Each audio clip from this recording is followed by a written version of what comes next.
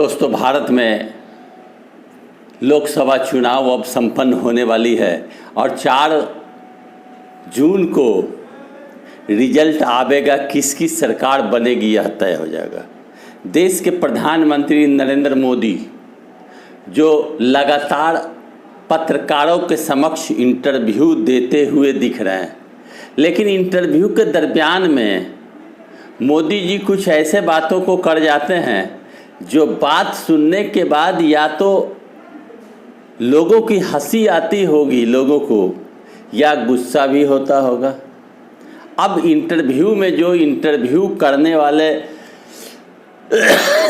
पत्रकार उपस्थित रहते हैं वो केवल सर हिलाते हैं, हम यहाँ लगाते हैं और हंसते हैं, मुस्कुराते हैं और मोदी जी कहते चले जाते हैं। इंटरव्यू का अर्थ होता है कि आपसे पत्रकार पूछे, आप उन मुद्दों पर बात करें।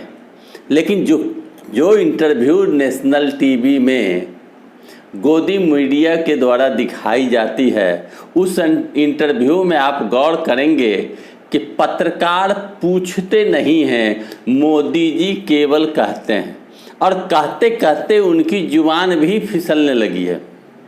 मोदी जी कहते हैं, मुझे परमात्मा ने भेजा है, माँ ने पैदा किया उसे भूलकर परमात्मा की नाम लेते हैं। अब आप सोच सकते हैं, क्या मोदी जी भगवान हैं? क्या मोदी जी को सृष्टि रचयिता का नाम दे दिया जाए? क्या मोदी जी जितने भी सनातन धर्म के लोग हैं उनके लिए एक भगवान के रूप में खड़े हो गए हैं? समझने की बात है।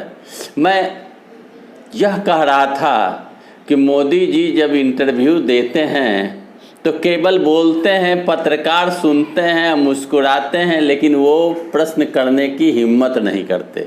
बेरोजगारी, महंगाई, नौकरी, किसानों की समस्या, देश की अर्थव्यवस्था या देश के लिए क्या सरकार करेगी आगे चुनाव के बाद, और देश के लिए क्या प्लान है भारत सरकार का, यह प्रश्न नहीं किया जाता।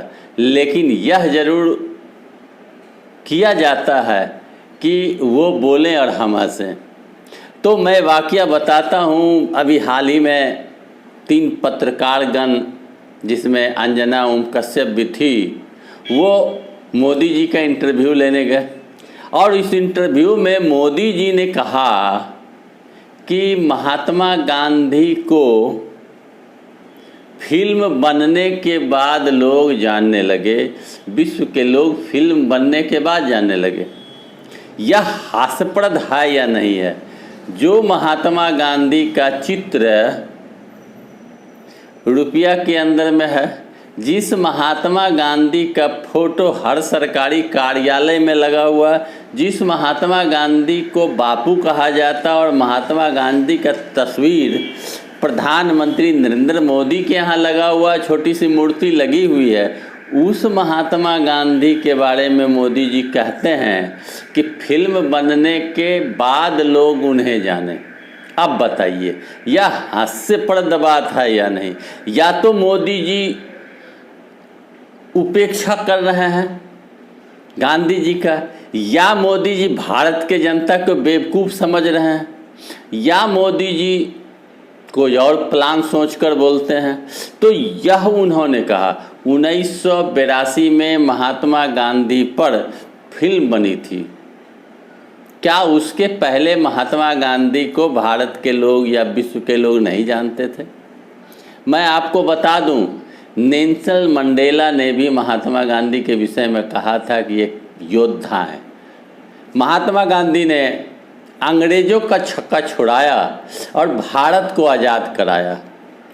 साउथ अफ्रीका में उन्होंने रंग भेद का आंदोलन किया और वहाँ के समस्या को निपटाया। पूरे विश्व के करीबन 100 देश में महात्मा गांधी की स्टैच्यू बनी हुई है और उस महात्मा गांधी को मोदी जी कहते हैं कि फिल्म बनने के बाद उन्हें लोग जानते हैं। अब आप बोलें, महात्मा गांधी जो देश के लिए शहीद हो गए, जिसे नाथूराम गोडसे ने गोली मार दी 2 साल बाद। और उस महात्मा गांधी को कहा जाता है कि फिल्म बनने के बाद लोग जानते हैं। क्या 82 के पहले लोग नहीं जानते थे? क्या लोगों को यह नहीं पता था कि महात्मा गांधी कौन है? क्या महात्मा गांधी की जीवनी उन्हें पता नहीं थी?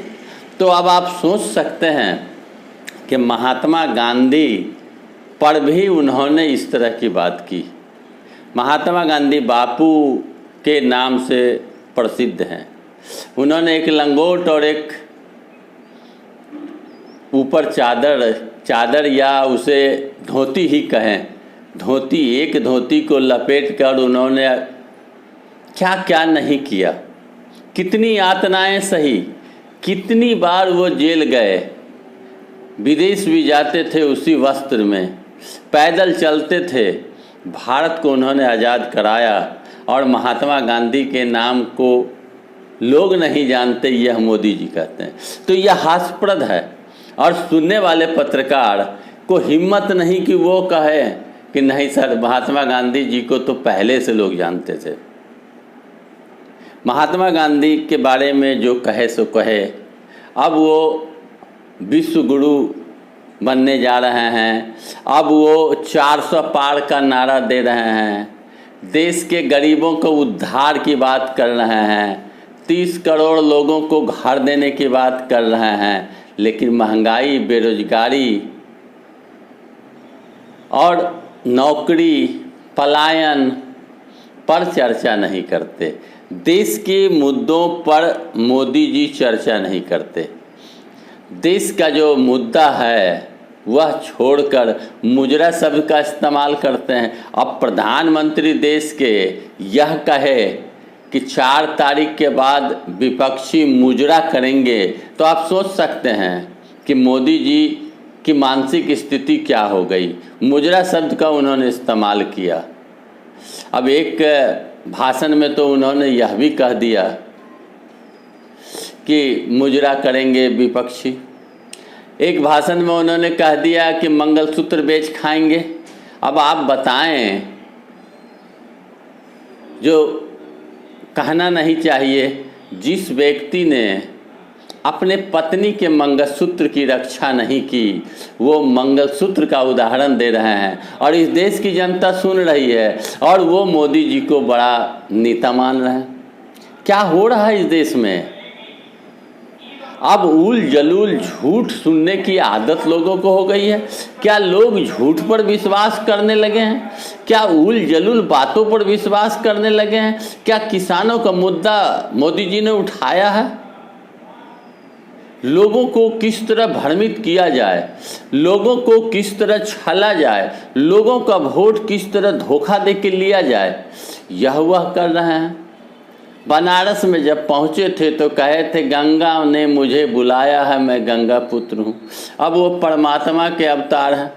तो अब आप समझ सकते हैं, या तो मोदी जी की जुबान फिसल रही है या मोदी जी कुछ और प्लान सोच कर रखे हैं, या मोदी जी जनता को मूर्ख, नासमझ, अज्ञानी समझ रहे हैं।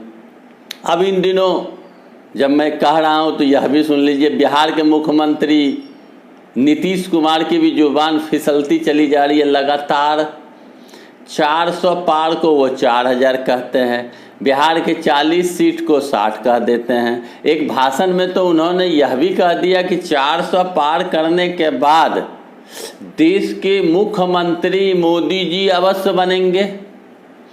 मोदी जी फिर से मुख्यमंत्री बनेंगे, नीतीश कुमार जी ने यह मंच पर कह दी। तो इस चुनाव में यह देखा गया कि मोदी जी हों, नीतीश कुमार हों या इनके दल के बड़े बड़े नेता हों, उनकी मानसिक संतुलन कहीं न कहीं जुबान के साथ नहीं दे रहा। यह कह सकते हैं कि जुबान कुछ बोल रही है, दिमाग कुछ सोच रहा है और जनता कुछ कर रही है। तो यह एक ऐसा चुनाव है जहां इन नेताओं की जुबान लगातार फिसल रही है।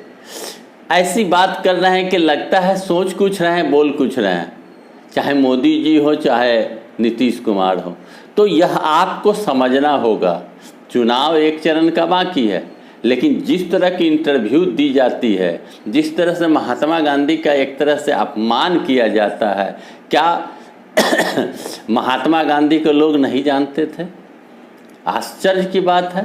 कब आप समझेंगे, कब आप मोदी जी के बातों पर हंसेंगे या हंस रहे हैं, या उनके इन बातों पर यकीन करके वोट देने का सोच रहे हैं? हद हो गया, हद मोदी जी ने कर दी। अब आपको सोचना है, अंतिम चरण का मतदान है 1 तारीख को, सोच समझ कर मत दीजिए, क्योंकि बहुत कुछ बदला जा सकता है, ऐसा अंदेशा है। वीडियो को आप पहली बार आए हैं तो मेरे चैनल को सब्सक्राइब अवश्य करें, साथ ही साथ वीडियो को लाइक करें, दोस्तों यार मित्रों में शेयर करें और कमेंट बॉक्स में अवश्य जाकर लिखें। धन्यवाद।